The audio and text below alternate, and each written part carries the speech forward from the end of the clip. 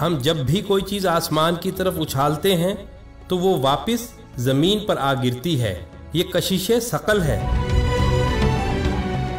جس کی دریافت کا صحرا نیوٹن کے سر باندھا جاتا ہے. لیکن حقیقتاً کیا اس کو سب سے پہلے نیوٹن ہی نے دریافت کیا تھا، یا قرآن 1400 سال پہلے ہی اس پر سے پردہ اٹھا چکا تھا؟ اور یہ گریوٹی ہے کیا؟ آئیں دیکھتے ہیں.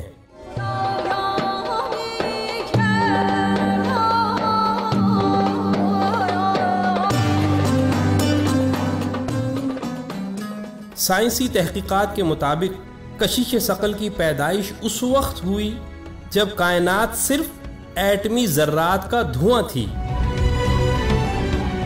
اور ڈارک انرجی ان ذرات کو پھیلاتی جاتی تھی. تب گریوٹی نے اس کے برخلاف ذرات کو ملا کر سیارے، ستارے اور کہکشاؤں کو بنانے کا آغاز کیا.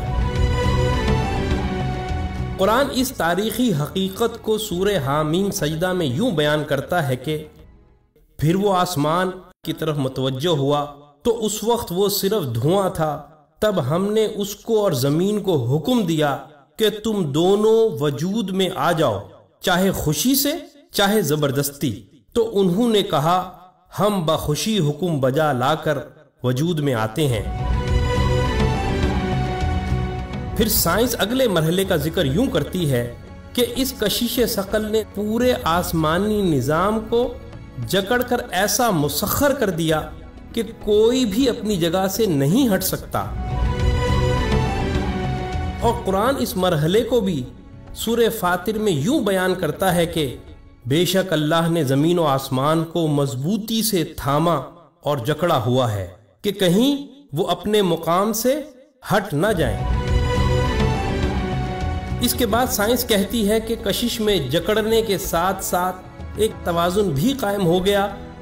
اسی توازن کے حوالے سے قرآن سورہ رحمان میں یوں کہتا ہے کہ اور اس نے آسمان کو بلند کیا اور میزان قائم کر دی تو اس کا تقاضا یہ ہے کہ تم اس میزان میں خلل نہ ڈالو.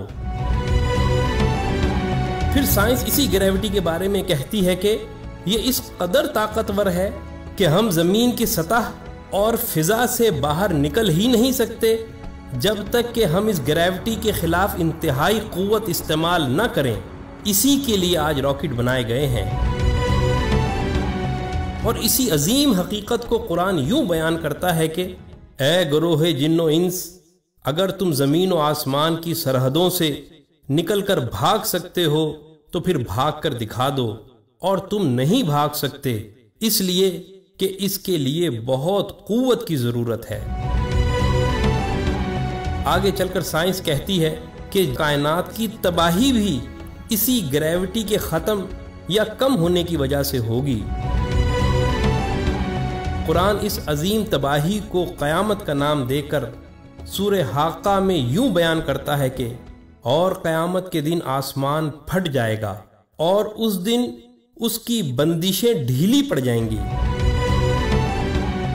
اور پھر کشش ثقل کی کمی کی وجہ سے بنیادی ایٹم تک بکھر جائیں گے، جیسے پانی.